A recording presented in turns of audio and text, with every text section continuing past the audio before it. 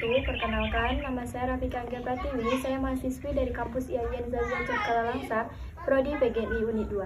Di sini saya akan menyampaikan bahan ajar yang berjudul Sumber Daya Alam untuk memenuhi syarat UAS mata kuliah IPA Dasar. Indonesia adalah negara yang memiliki kekayaan alam yang sangat melimpah. Misalnya hasil bumi, hasil laut, dan hasil tambang. Berbagai kekayaan alam itulah yang disebut sebagai sumber daya alam. Sumber daya alam adalah segala sesuatu yang berasal dari alam. Sumber daya alam digunakan manusia untuk memenuhi kebutuhan hidup dan kesejahteraannya. Sumber daya alam dibedakan menjadi dua. Yang pertama, sumber daya alam berdasarkan jenisnya, dan sumber daya alam berdasarkan sifatnya. Sumber daya alam berdasarkan jenisnya dibagi menjadi dua. Yang pertama, sumber daya hayati dan sumber daya non-hayati. Sumber daya hayati adalah sumber daya alam yang berasal dari makhluk hidup, contohnya hewan dan tumbuhan. Sedangkan sumber daya alam non-hayati adalah sumber daya alam yang bukan berasal dari makhluk hidup, contohnya sinar matahari, udara, air, dan tanah. Berdasarkan sifatnya, sumber daya alam dibagi menjadi dua. Yang pertama, sumber daya alam yang dapat diperbarui, dan sumber daya alam yang tidak dapat diperbarui. Sumber daya alam yang dapat diperbarui adalah sumber daya alam yang tersedia dan dapat dikelola untuk dapat diperbanyak jumlahnya.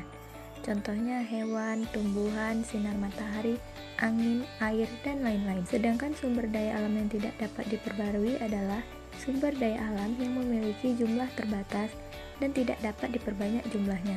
Contohnya minyak bumi, emas, besi, dan berbagai tambang.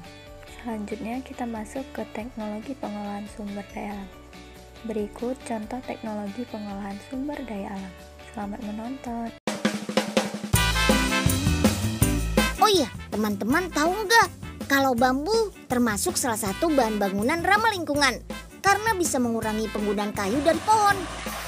Gak cuma untuk bahan bangunan, tanaman berbulu ini juga punya manfaat lain yang bisa menggantikan kayu, bahkan dijadikan bahan makanan.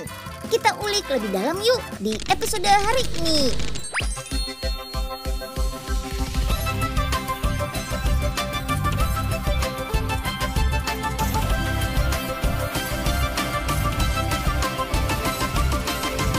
Si Unyil, yuk kita kemon. Di Indonesia kertas bambu masih jarang digunakan. Padahal di Indonesia ada loh pabrik kertas bambu yang hasilnya biasa diekspor ke luar negeri. Ya udah, Unyil ajak deh ke pabrik kertas bambu yang berada di Desa Ciparungsari, Purwakarta, Provinsi Jawa Barat.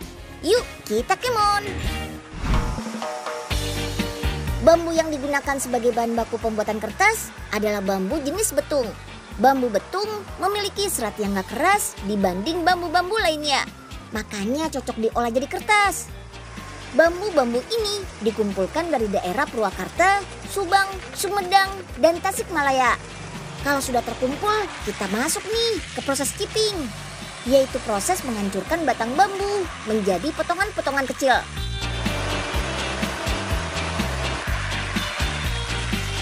Selain mengolah batang bambu, pabrik ini juga menggunakan limbah bambu yang tidak terpakai dari pabrik sumpit dan tusuk gigi.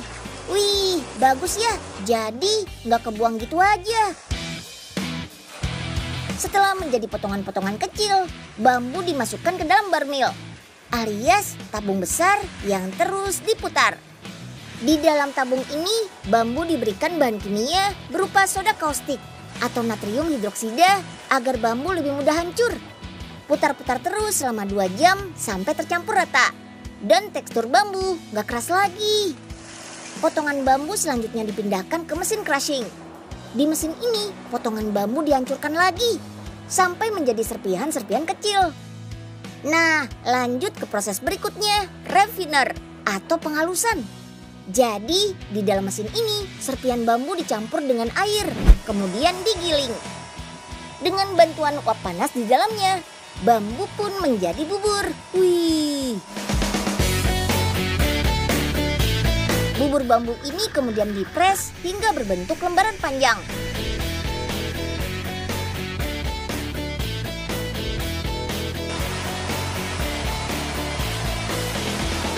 Selanjutnya, kertas bambu dipotong menjadi lembaran besar dan masuk ke mesin pencetak.